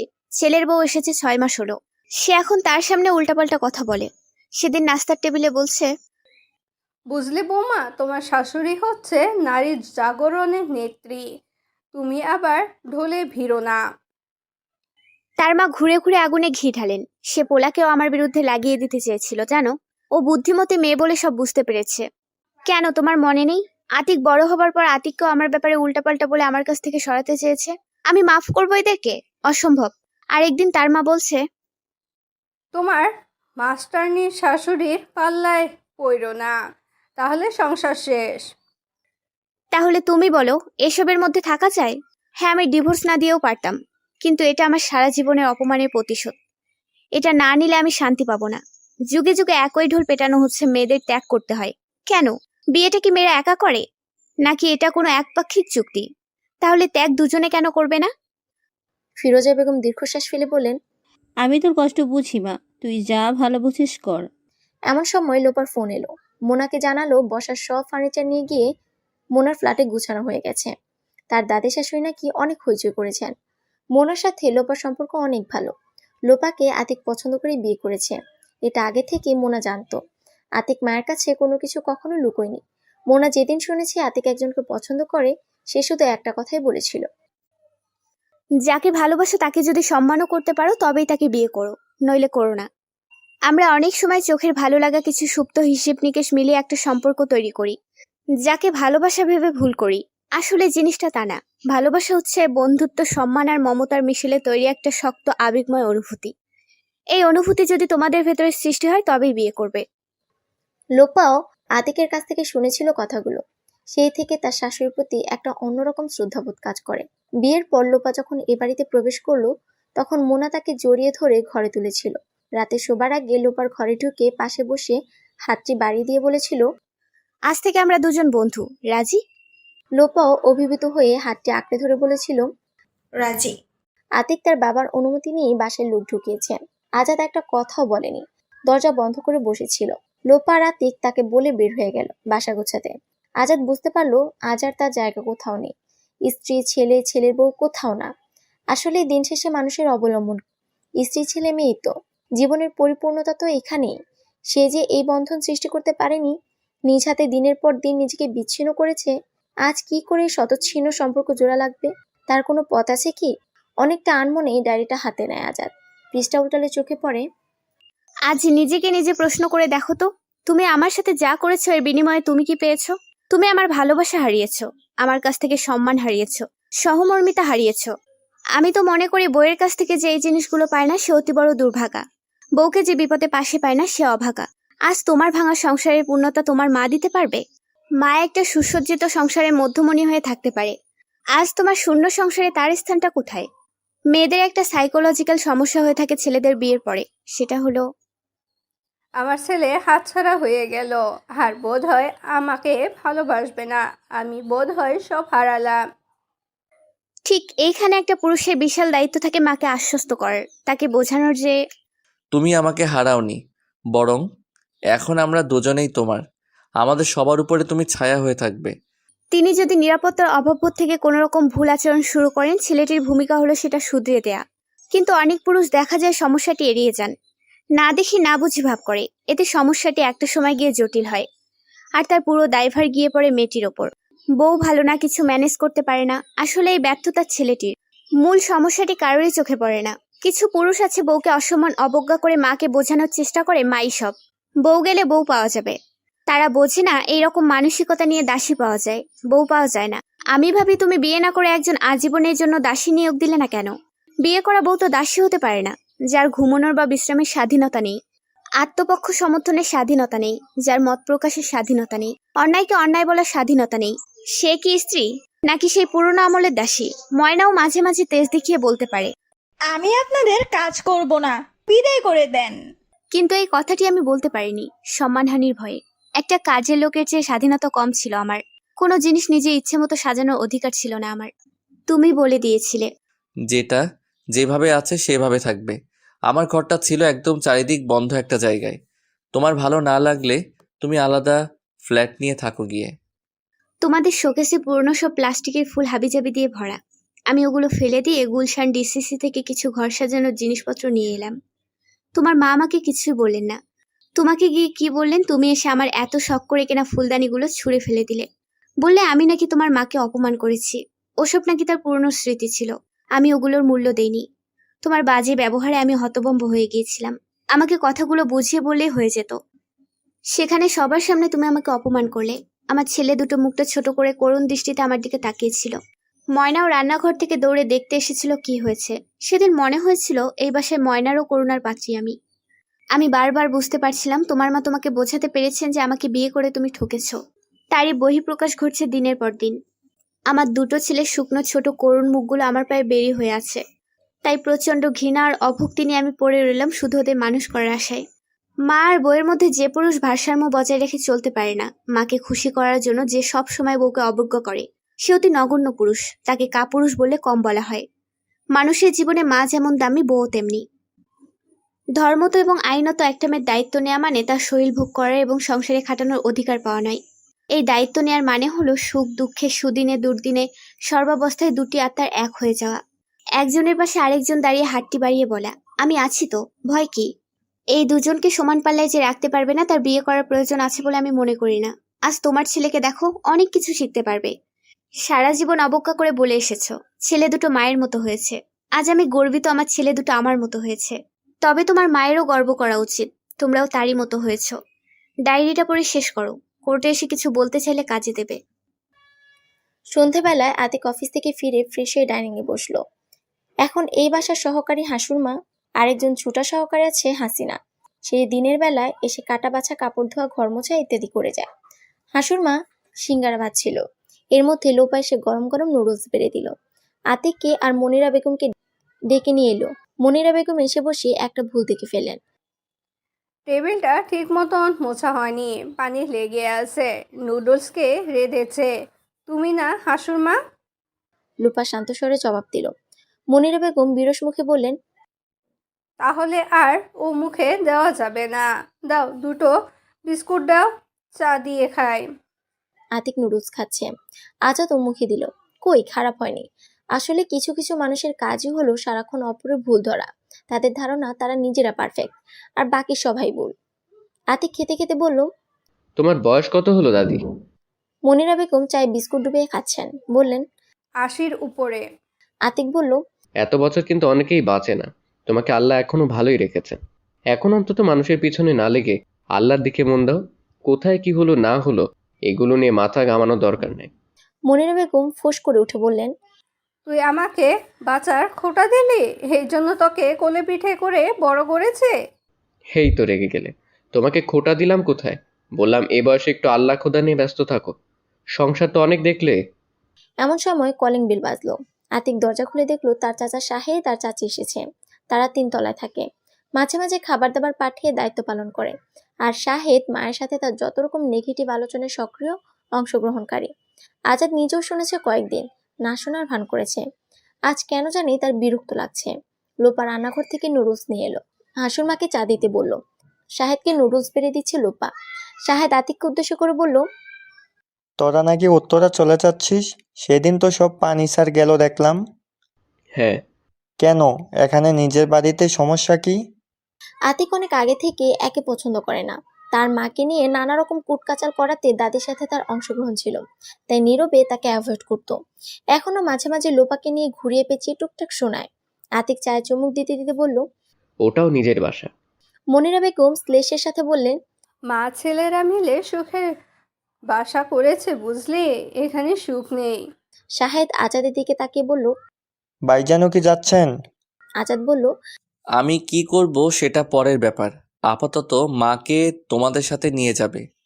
এখানে যেহেতু কেউ থাকছে না, মাকে এখানে একা রাখার দরকার নেই। কাল থেকে মা তোমার বাসায় চলে যাবে। ভাইজান, আপনাকে একা রেখে মা যাবেন? আজাদ দৃঢ় গলায় বলল, হ্যাঁ যাবে। শাহেদ মনে মনে একটু চিন্তিত। শাহেদের বউ সুমি একটু উসখুস করছে। মনিরা বেগম যেখানে থাকেন সেখানে সব সময় একটা গ্রুপিং তৈরি করে রাখেন। কিছু মানুষ আছে জীবনটাকে সহজ করে দেখতে পারেন না, কারো না কারো পিছনে তার লাগা চাই, এটা তাদের মজ্জাগত সংস্কার। শাহেদ এতদিন মায়ের সাথে তাল মিলিয়ে অনেক সুযোগ সুবিধা নিয়েছে আজাদের বাসা থেকে। রান্না করা তরকারির হাঁড়িও চলে গেছে অনেক সময় তার বাসায়। দুধ, ডিম, মাছের প্যাকেট কত কি পাচার হয়েছে। শাহেদ খুব ভালো করে জানে মা তার সংসারে গেলে তার বউয়ের পিছনেও লাগবে। এতদিন মোনাকে জব্দ করার জন্য ওদেরকে হাতে রেখেছে, এখন পরিস্থিতি পাল্টে যাবে। দূর থেকে আর ভালো সাজা যাবে না। শাহেদ আমতামতা করে বলল, মা সারা জীবন এখানেই থেকেছেন, আমার ওখানে তার ভালো নাও লাগতে পারে, তাই বলছিলাম কি মা এখানেই থাকুক, আমরাই দেখাশোনা করব। আজেদারা চোখ খুলে গিয়েছে, এখন আর কাউকে চিনতে বাকি নেই। কঠিন গলায় বলল, না, মাকে কালই তোর বাসায় নিয়ে যাবি। আমার এই বাসা আমি ভাড়া দিয়ে দেব। আতিক, তোমার লোকদের ফোন দাও, কাল সকালে এসে মায়ের ঘরের সব আসবাবপত্রে উপরে তুলে দিয়ে যাবে। শাহেদ আর কথা বাড়ানোর সাহস পেল না, মনে মনে বলল, কি অভিনব কায়দায় প্রতিশোধ নিয়ে নিচ্ছ মোহনা? আজাদ নিজের ঘরে চলে যাচ্ছিল, পিছন থেকে হঠাৎ মুনিরা বেগম বলে উঠলেন, তোর বউ হুট করে বাপের বাড়ি চলে গেল আর অমনি তুই তার সাথে তাল মিলাচ্ছিস? শোন, আমাদের গ্রামের একটা কথা প্রচলিত আছে, পুরুষ রাগলে হয় বাদশা আর মেয়ে মানুষ রাগলে হয় বেশ্যা। আতিক লোপাকে নিয়ে আজই মায়ের বাসায় উঠবে, তাই একটা ভালো পরিবেশ তৈরি করে বিদায় নিতে চেয়েছিল। সেটা আর হলো না। কথাটি শুনে তার মাথায় আগুন ধরে গেল। সে উঠে গিয়ে দাঁড়িয়ে বলল, তোমাকে যে সম্মান দিয়ে এসেছি এতদিন, আসলে তুমি তার যোগ্য না। তুমি একটা নোংরা মনের মানুষ। আমার মা কি করে যে তোমাকে সহ্য করেছেন আমার ভাবতে অবাক লাগে। চলো লোপা, এখানে আর এক মুহূর্ত নয়।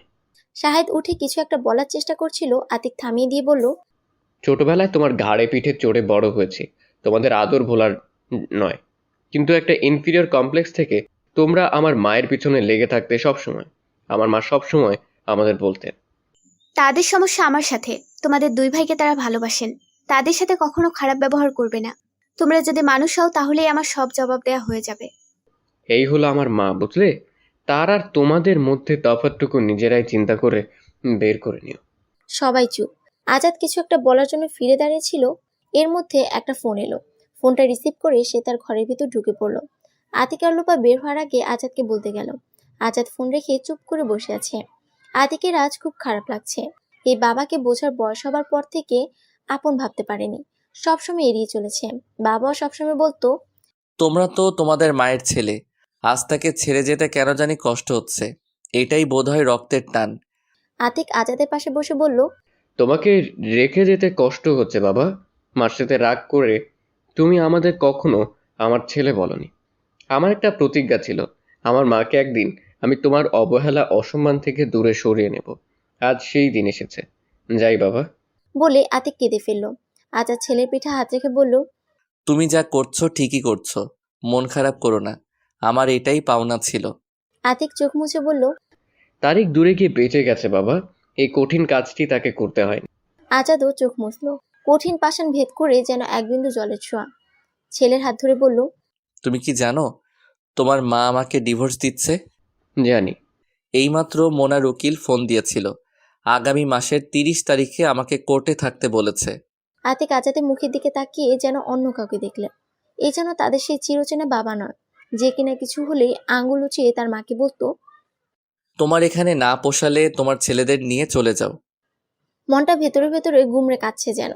পরক্ষণে মনে হলো আজ যদি তার মা আগের মতোই মুখ বন্ধ করে সব মেনে নিত, তাহলে এই আজাদ আগের আজাদেই থাকতো। আজ যদি মোনা এত বড় একটা প্রতিবাদী সিদ্ধান্ত না নিত, এই আজাদের মানসিকতা এতটুকু বদলাতো না।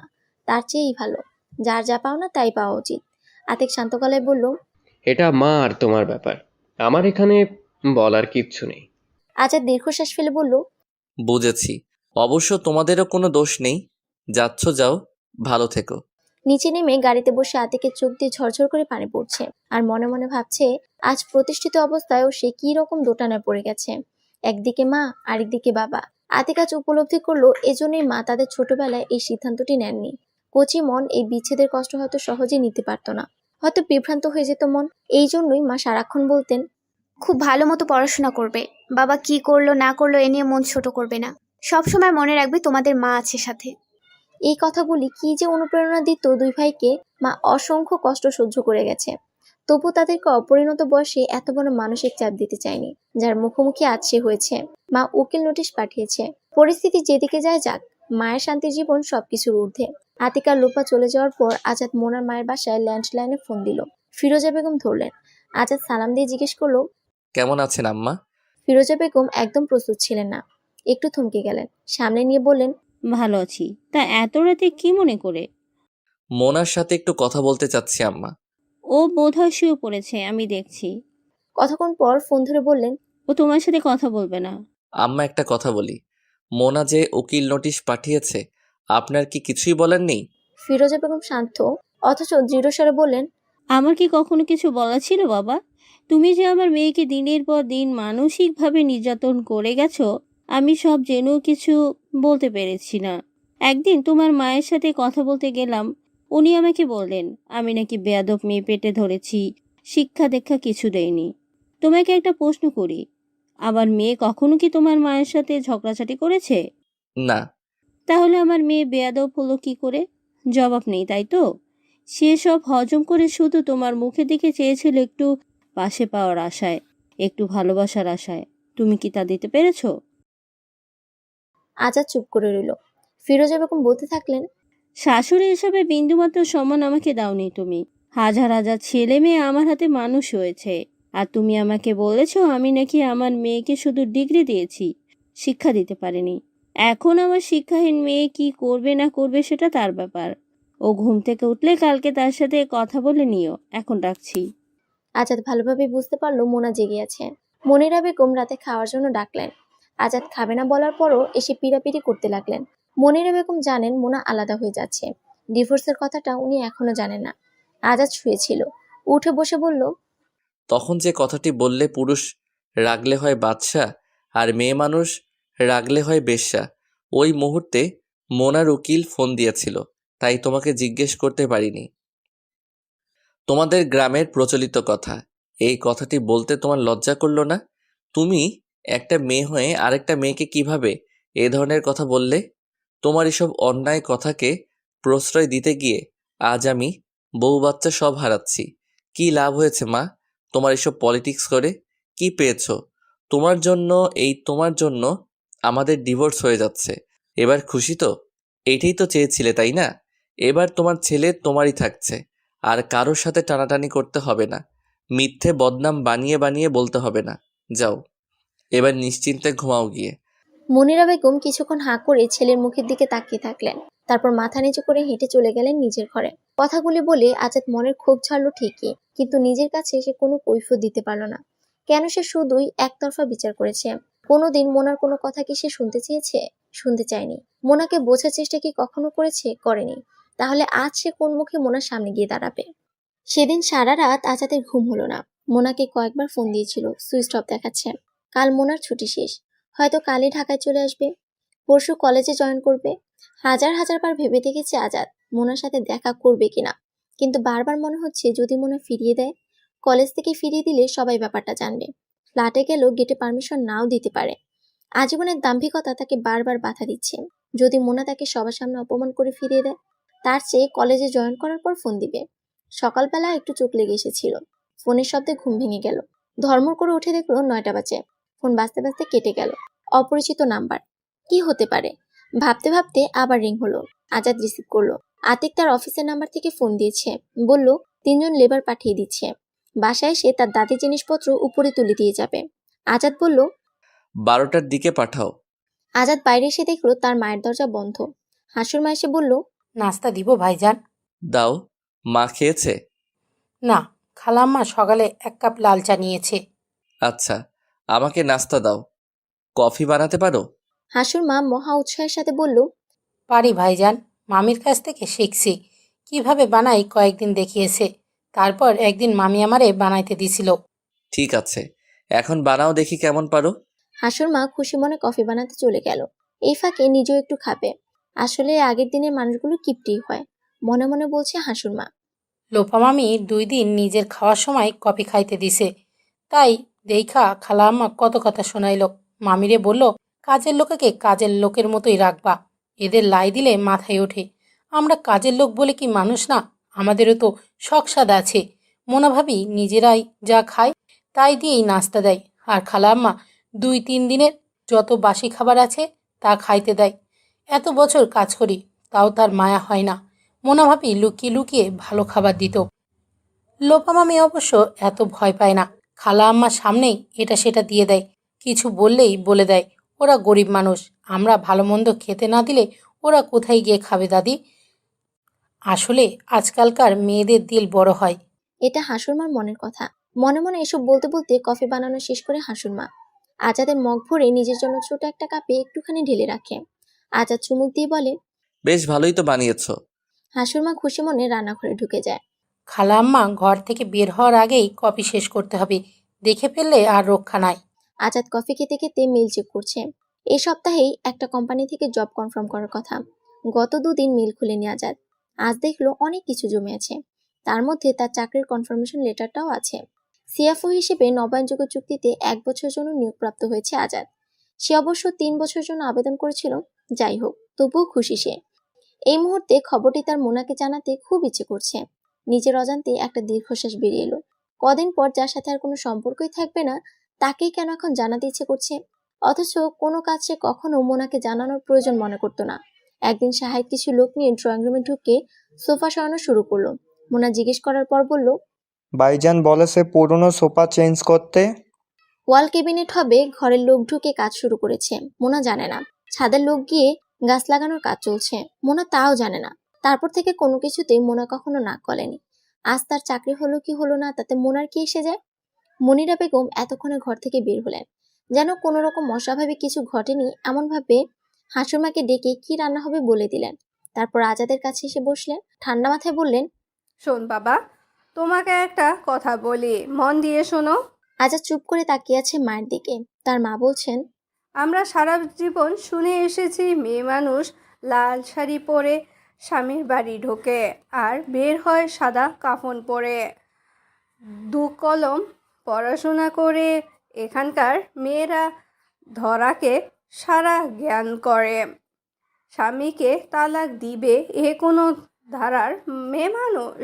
তার জন্য তুই একেবারে হাল ছেড়ে দিয়েছিস।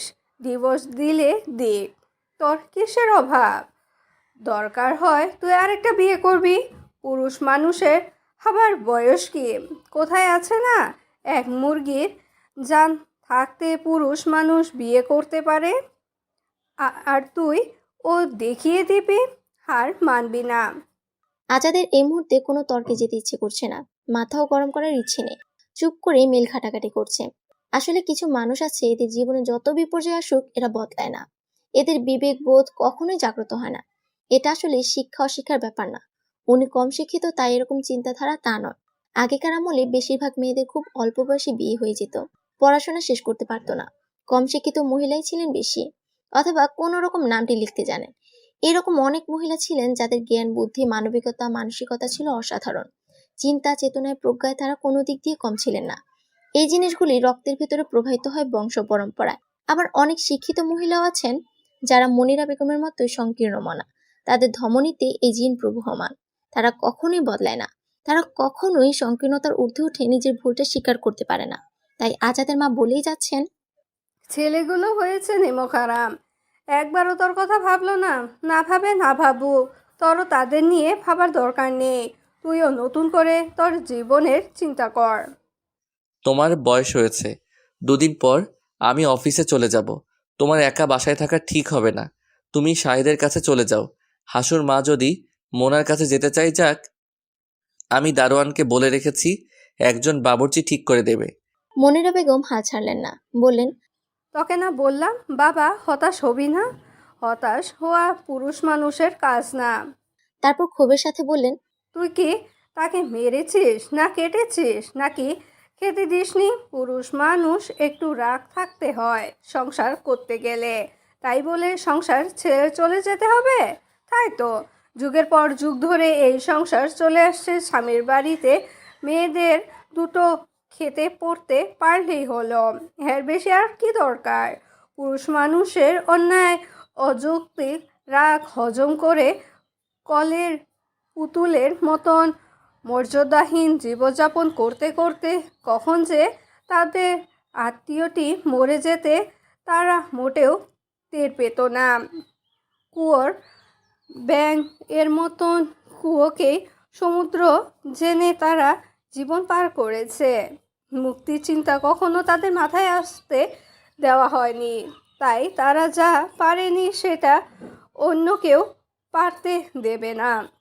কোনো মেয়ে মাথা তুলে দাঁড়াতে গেলে দেখা যায় মেয়েরাই তাদের পিছনে লাগে বেশি। তাদের কথা হলো, আমরা করিনি, আমরা পারিনি, আমরা কী সব ছেড়ে দিয়েছি। তাদের প্রশ্নের উত্তরটা হলো, তোমরা ছিলে আত্মহীন মেয়ে মানুষ, আর এখনকার মেয়েরা মানুষ। তাদের প্রতিবাদ করার এবং মাথা উঁচু করে বাঁচবার সামর্থ্য আছে। আজাদ দীর্ঘদিন একটা কর্পোরেট জব করেছে, অনেক হাই প্রোফাইল মানুষের সাথে মিশেছে, তাদের জীবনযাত্রা দেখেছে। আজ যখন নিজের জীবন পর্যালোচনায় বসেছে, তখন সে তার ভুলগুলি একেবারে অস্বীকার করতে পারছে না। আজ তার মনে হচ্ছে আমার জীবনটাও তো তাদের মতো হতে পারতো। আজাদের আজ মনে পড়ছে মোনাকে নিয়ে যখন অফিসের কোনো প্রোগ্রামে যেত, মোনার মিশুকে স্বভাবের জন্য সে সবার সাথে গল্পগুজবে মেতে উঠত। সিনিয়র জুনিয়র সবার সাথে সে মিশে যেত। এ নিয়ে আজাদ কয়েকবার বলেছে, তুমি একজন হাই অফিসিয়ালের স্ত্রী, তুমি একটা ভাব নিয়ে থাকবে, সবার সাথে তো ফ্রি হওয়ার দরকার কি? মোনা বলেছিল, এটা কেমন কথা? সবাই পরিচিত হতে আসে, তোমার স্ত্রী বলেই সম্মান করে গল্প করতে আসে, এতে সমস্যা কি? আজাদ রেগে গিয়ে তার ছেলের সাথে বলেছিল, করো তো সামান্য একটা কলেজে চাকরি, এসব কর্পোরেট কালচার তুমি কি বুঝবে? এরপর থেকে মোনার কখনোই আজাদের কোনো অফিসিয়াল অনুষ্ঠানে যায়নি। এরকম শত শত ছোট্ট ছোট্ট ঘটনাগুলো দিনের পর দিন কখন যে দুজনের মাঝে এত কঠিন দূরত্বের সৃষ্টি করেছে তা বুঝতেও পারেনি সে, চেষ্টাও করেনি বোঝার। এসব কিছু মোনার অহংকার ভেবে ভেবে আরো বেশি তাচ্ছিল্য করেছে। আজ মোনাকে তার অনেক দূরের মানুষ মনে হয়।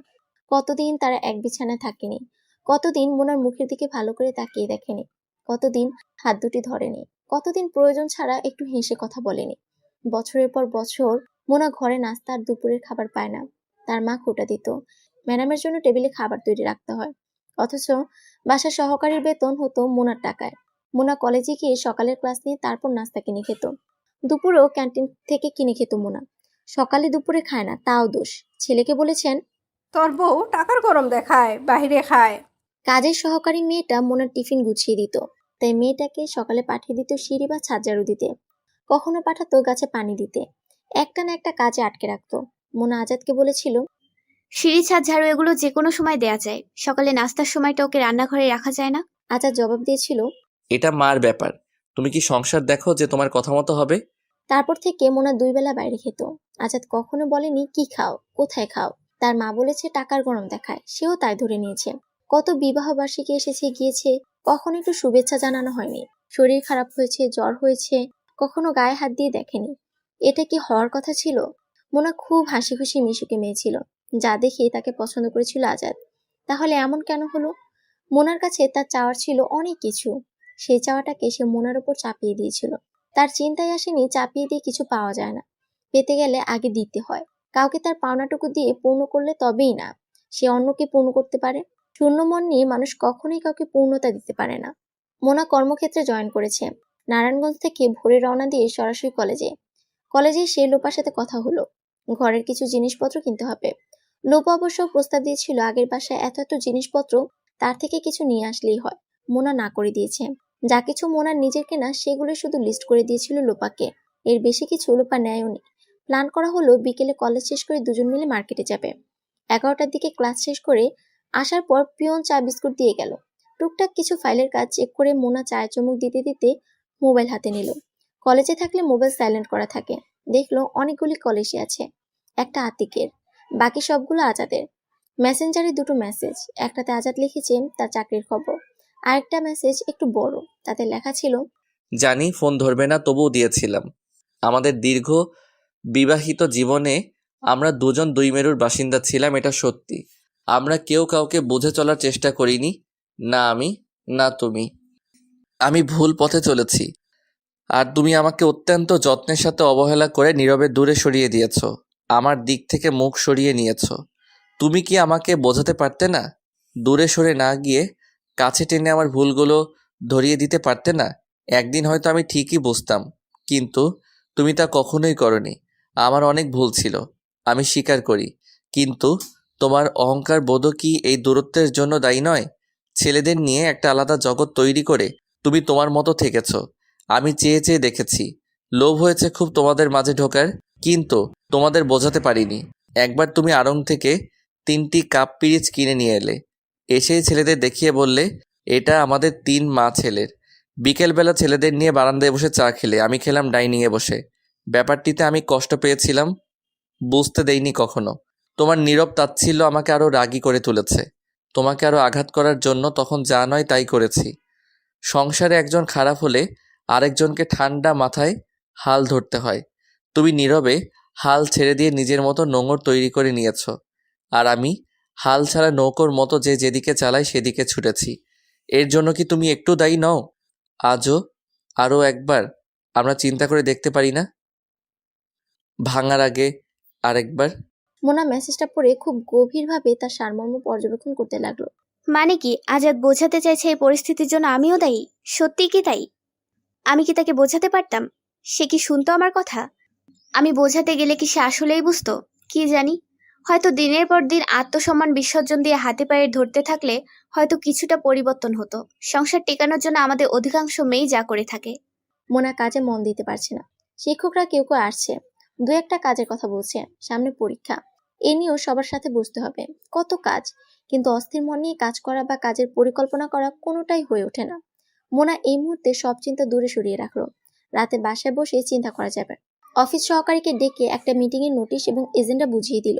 আরেকটা গেট টুগেদার করতে হবে অভিভাবকদের সাথে। টেস্ট পরীক্ষার আগে কিছু গাইডলাইন ছাত্র এবং অভিভাবক একসাথে নিয়ে দিতে চায় সে। এগুলোর পূর্ব প্রস্তুতির জন্য কয়েকজন শিক্ষককে ডেকে নিয়ে আলোচনায় বসলো। বাসায় ফিরতে ফিরতে সন্ধ্যা। লোপাকে আগেই বলে দিয়েছিল আজ আর মার্কেটে যাবে না। নিজের ফ্ল্যাটে আগেও বহুবার এসেছে, কিন্তু বসবাসের জন্য আজকেই প্রথম এলো। লোপার গোছানোর প্রশংসা না করে পারল না। নিজের ঘরে এসে ফ্রেশ হয়ে শুয়ে পড়ল মোনা। লোপা বুঝতে পেরেছিল মোনার মনটা ভালো না, কিন্তু সে কখনোই এসব নিয়ে মোনার সাথে কথা বলেনি। মোনাও কখনো কারো ব্যাপারে কোনো কথা লোপার সাথে আলোচনা করেনি। যা কিছু ঘটছে লোপা শুধু দেখে যাচ্ছে। মোনার আতিকের সিদ্ধান্ত মতো কাজ করছে। এই মোনা কখনোই বসে বসে আলোচনা করেনি তোমার শ্বশুর এই করেছে ওই করেছে, তার মায়ের এই দোষ ছিল, একদম না। তার ব্যক্তিগত জীবন নিয়ে ছেলে বউয়ের সাথে হাপিত্তেশ করা তার কাছে রুচিকর মনে হয়নি। সে যা শুনবার আতিকের কাছে শুনবেই। শুয়ে একটু বিশ্রাম নিয়ে আবার মেসেজটা পড়লো মোনা। আজাদ বলতে চাচ্ছে মোনা চাইলে তাকে বুঝিয়ে ঠিক করতে পারতো। মোনা সেটা কেন করেনি? মোনা নিজেকে বোঝার চেষ্টা করছে খুব গভীরভাবে। নিজেকে নিজে কিছু প্রশ্ন করে নিজের ভিতর থেকে উত্তর পেতে চাচ্ছে মোনা। যেমন, আমি কি আজাদকে ভালোবাসি এখনো? চোখ বন্ধ করে নিজের মনের ভেতর ডুব দিল মোনা। উত্তর এলো না। মেসেজটা পেয়ে একটু কি দুর্বল হয়ে গেছি? ভেতর থেকে জবাব এলো না। আজাদকে কি বোঝানোর মতো অবস্থা তখন ছিল? একদম না। আজাদের জন্য একটু হলেও মায়া তৈরি হয়েছে এই মুহূর্তে। মনের ভেতরে হাতড়ে দেখলো মোনা, না, একটুও না। তাহলে ডিভোর্সের সিদ্ধান্ত আমার ভুল হয়নি? ভেতর থেকে মন বলল না, একদম না। এইবার উঠে বসলো মোনা। আজাদের মেসেজে জবাব দিতে বসলো। তোমাকে যা বলার ছিল সব আমি ডায়েরিতে লিখে রেখে এসেছিলাম। পুরোটা পড়নি বোধহয়। পড়লে তোমার আজকের প্রশ্নের জবাব পেয়ে যেতে। যাই হোক, তবুও লিখছি। তুমি বলেছ আমি কেন তোমাকে বোঝাইনি, আমি কেন তোমাকে তোমার ভুলগুলো ধরিয়ে দেইনি, তোমাকে দূরে ঠেলে দিয়েছি। এখন আমার প্রশ্ন হলো, মানুষ ভালো মন্দ বোঝাতে কাকে বসে? দিনের পর দিন লাঞ্ছনা গঞ্চনা সয়ে কাকে ভুল শুধরে দেবার চেষ্টা করে? কার কাছে মানুষ নিজেকে ছোট করতে পারে? বলতে পারবে? আমি জানি পারবে না। উত্তরটা আমিই বলে দিই। মানুষ তার কাছেই ছোট হতে পারে যাকে সে প্রাণ দিয়ে ভালোবাসে। সত্যিকার অর্থে কাউকে ভালোবাসলেই তার কাছে নত হওয়া যায়। যার তার কাছে নত হওয়া যায় না। যার তার কাছে নত হওয়ার মানুষই মোনা নয়। বিয়ের পর হাতের রং তখনও মোছেনি আমার। নতুন স্বামী স্ত্রী একজন অপরজনে যখন বিভোর হয়ে থাকার কথা, দুনিয়ার সব যুক্তি ঘোরা মনে হওয়ার কথা, সেই সময়টিতে তুমি সামান্য কারণে তৃতীয় ব্যক্তির প্ররোচনায় আমাকে চর মেরেছিলে। আমার বাবাকে অসম্মান করে কথা বলেছিলে। আমাকে ছোট ঘরের মেয়ে বলেছিলে, মনে পড়ে? ঠিক সেই দিনটিতে আমি আমার ভালোবাসাকে কবর দিয়ে দিয়েছি। কারণ আমার প্রতি যদি বিন্দুমাত্র ভালোবাসা তোমার থাকতো, তুমি এই কাজটি কখনোই করতে পারতে না। তাই যে আমাকে ভালোবাসে না আর আমি যাকে ভালোবাসি না, তার কাছে ছোট হওয়ার প্রশ্নই আসে না। তুমি ভাবছো তাহলে তখন যায়নি কেন? এই প্রশ্নের জবাবও ডায়েরিতে দেয়া আছে, সমাজ সংস্কার আর নিরাপত্তার ভয়ে।